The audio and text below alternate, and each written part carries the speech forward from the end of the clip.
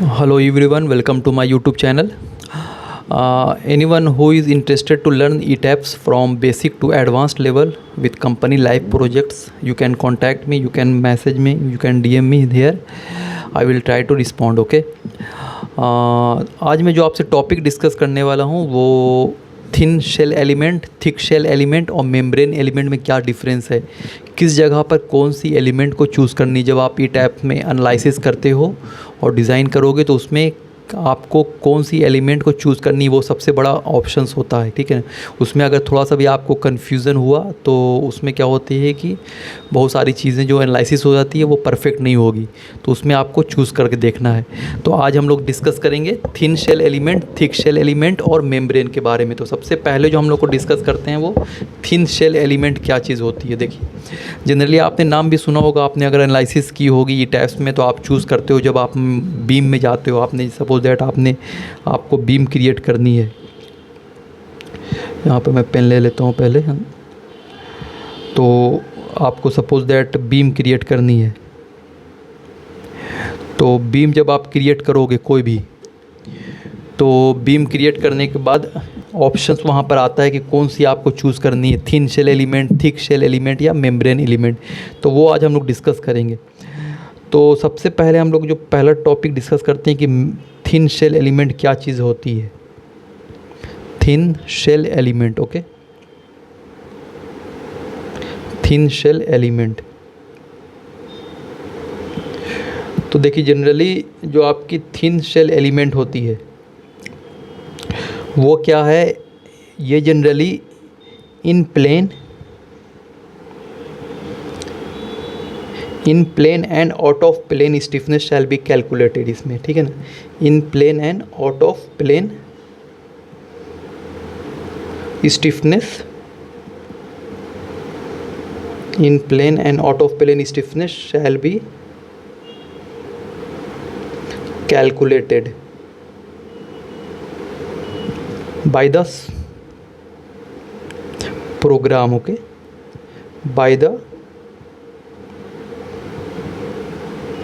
program while performing analysis, while performing analysis, okay। इसमें क्या होता है कि in plane and out of plane stiffness calculate किया जाता है, प्रोग्राम कैलकुलेट करता है। जैसे आपने देखा होगा कि M11 मोमेंट है, तो वो जो M11 हो गया, तो 11 मतलब ये इन प्लेन में आ गया, ओके, ये इन प्लेन आ गया।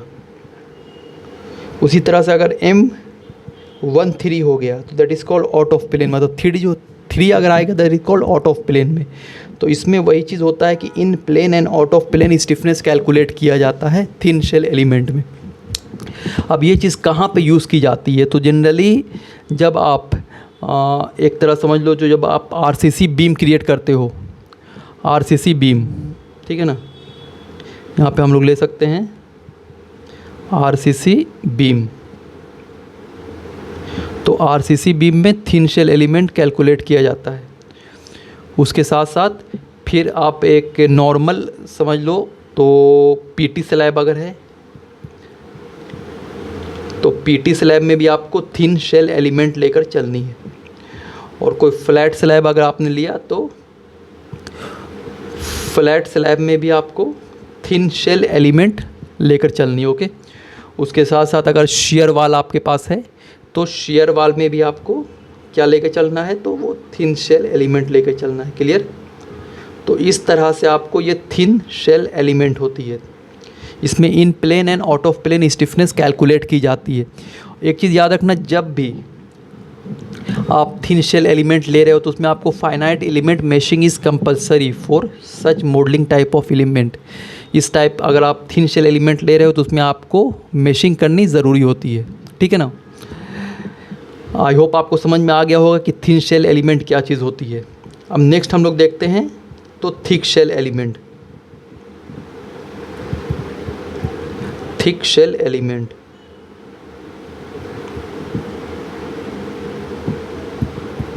थिक शेल एलिमेंट क्या होता है, तो देखिए जनरली थिक शेल एलिमेंट क्या होता है कि इसमें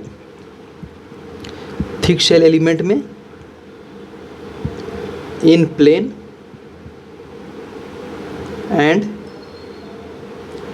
out of plane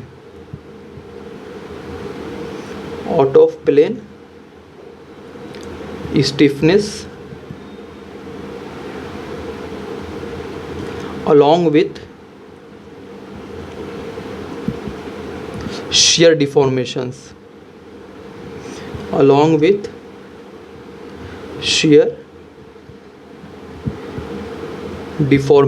shall be calculated. Okay, shall be calculated by the program. Okay, generally thick shell element में क्या होती है कि in plane and out of plane stiffness calculate की जाती है अलॉन्ग विथ शेयर डिफॉर्मेशन के साथ. थिन शेल एलिमेंट में एक चीज़ मैंने भूल गया, इसमें थिन शेल एलिमेंट में एक चीज़ और क्या होता है कि ये जनरली जो डिपेंड होती है थिन शेल एलिमेंट, ये जो डिपेंड होती है तो it depends on bending deformation. It depend on bending deformation. ये बेंडिंग डिफॉर्मेशन पर डिपेंड होती है एंड नेग्लेक्ट करती है क्या, शेयर डिफॉर्मेशन को, and neglect share deformation.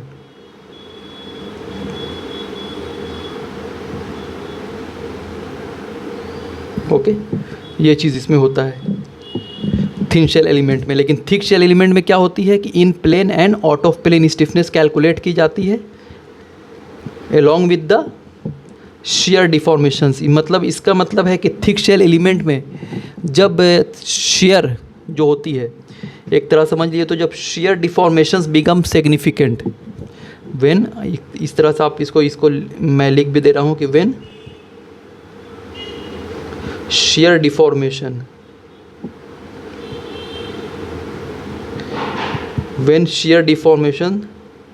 become significant. जब shear deformation significant हो जाता है तो उसमें आपको thick shell element लेते हैं हम लोग. थिक शेल एलिमेंट यूज़ करते हैं. मतलब इसका मतलब हो गया कि ये जो जनरली जो कैप्चर करता है वो शेयर डिफॉर्मेशंस को भी और बेंडिंग डिफॉर्मेशन को भी कैप्चर कहता है. इस तरह से भी आप इसको कह सकते हो कि it capture both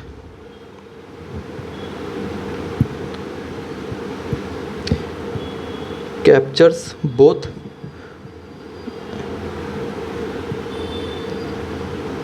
shear deformations and bending deformation. Okay,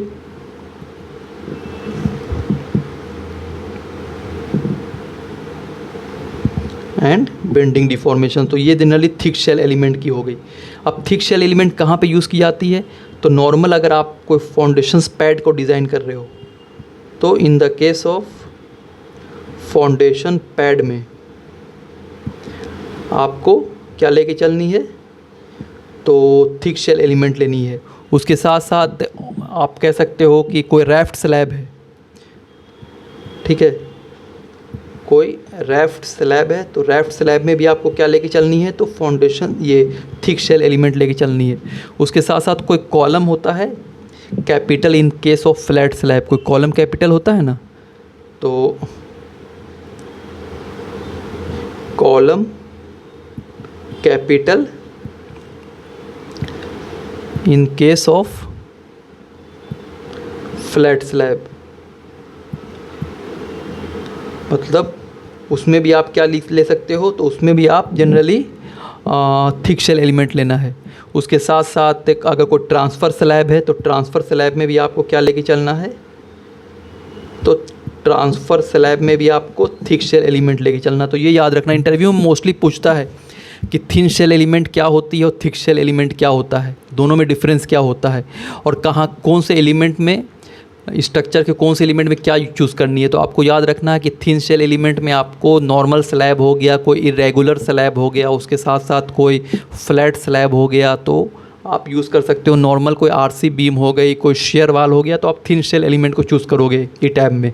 but कोई फाउंडेशंस पैड हो गया, उसके साथ साथ कोई कॉलम कैपिटल्स हो गया, मतलब in the case of flat slab में, या रेफ्ट स्लैब हो गया, तो उसमें आपको थिक शेल एलिमेंट यूज़ करनी है। ओके, एक नेक्स्ट लास्ट क्या आता है, दैट इज़ कॉल्ड मेम्ब्रेन। आपने देखा होगा मेम्ब्रेन का भी ऑप्शंस। तो जनरली मेम्ब्रेन कहाँ पे यूज़ की जाती है और क्या चीज़ होती है, तो याद रखना कि मेम्ब्रेन जो होता है आपका वो membrane, okay, membrane element, membrane element. तो जनरली मेम्ब्रेन एलिमेंट में क्या होता है, सिर्फ इसमें इन प्लेन स्टिफनेस कैलकुलेट की जाती है, in plane stiffness, in plane stiffness shall B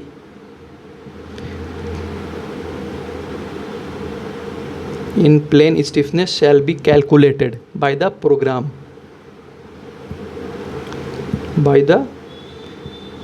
जब एनालिसिस परफॉर्म होती है इन इसमें, क्लियर, मेम्ब्रेन एलिमेंट में। तो मेम्ब्रेन एलिमेंट कहाँ पे यूज़ की जाती है, तो आप समझ सकते हो कि मेम्ब्रेन एलिमेंट हम लोग यूज़ करते हैं। सबसे पहले तो आपको याद होगा कि जब स्टेयर केस स्लैब हम लोग लेते हैं, तो स्टेयर केस स्लैब में हम लोग मेम्ब्रेन एलिमेंट यूज़ करते हैं। उसके साथ साथ अगर आप रैंप ले रहे हो, तो रैंप में भी आपको मेम्ब्रेन एलिमेंट यूज़ करनी है। उसके साथ साथ अगर कोई डेक स्लैब है, तो डेक स्लैब में भी आपको क्या लेना है, तो डेक स्लैब में भी आपको मेम्ब्रेन ही लेकर चलना है। कोई प्रोफाइल स्लैब है, तो प्रोफाइल स्लैब में भी आपको मेम्ब्रेन एलिमेंट लेकर चलना। तो इस तरह से आपको याद रखना है कि किस जगह पर कौन सी एलिमेंट लेनी है और क्या डिफरेंस होता है थिन शेल एलिमेंट में, थिक शेल एलिमेंट में और मेम्ब्रेन एलिमेंट में। तो आप, आई होप आपको समझ में आ गया होगा। बहुत इंपॉर्टेंट क्वेश्चंस होता है इंटरव्यू में, मोस्टली ये क्वेश्चन पूछा जाता है, क्योंकि ये क्या होता है, पहला स्टेज होता है। यहाँ पर अगर आपने कुछ गलत किया तो फिर उसमें क्या एनालिसिस उतनी परफेक्ट नहीं हो पाएगी। तो आपको माइंड में भी याद रखना है कि थिन शेल एलिमेंट में generally in plane and out of plane stiffness calculate की जाती है। और इसमें जनरली हम लोग क्या करते हैं, एक चीज़ और, तो एक चीज़ और आप कह सकते हो, तो इसमें ये नहीं, ये सिर्फ बेंडिंग डिफॉर्मेशंस ये कैप्चर करता है, बेस्ड होता है, ये शेयर डिफॉर्मेशंस नेगलेक्ट कर देता है। और थिक शेल एलिमेंट जो होती है इसमें in plane and out of plane along with shear deformations calculate की जाती है। तो इसलिए इसमें ये जनरली जो कैप्चर करता है वो शेयर डिफॉर्मेशंस और बेंडिंग डिफॉर्मेशंस दोनों को। और मेम्ब्रेन में सिर्फ इन प्लेन स्टिफनेस, मैंने बता दिया कि 1 1 2 2 जो हो गया वो इन प्लेन हो गया। 3 जो हो गया, जैसे 1 3 2 3 आप देखते हो, अगर चेक करते हो S1 3 S2 3, तो वो that is called out of plane हो गया। ठीक है, तो आज के लिए हम लोग इतना ही रहने देते हैं। नेक्स्ट लेक्चर्स में फिर हम लोग एक नए टॉपिक के साथ डिस्कस करेंगे। और वैसे लोग जो ई टैप सीखना चाहते हैं from basic to advance level with company life projects more than 30-40 floors, तो आप मुझसे डायरेक्टली कांटेक्ट कर सकते हो। आप मुझे यहाँ पे DM करो, आई विल रिप्लाई। और मेरा चैनल जिसको भी अच्छा लग रहा है तो प्लीज़ मेरे चैनल को शेयर ज़रूर करना, लाइक ज़रूर करना और सब्सक्राइब ज़रूर करना। Okay, thank you so much.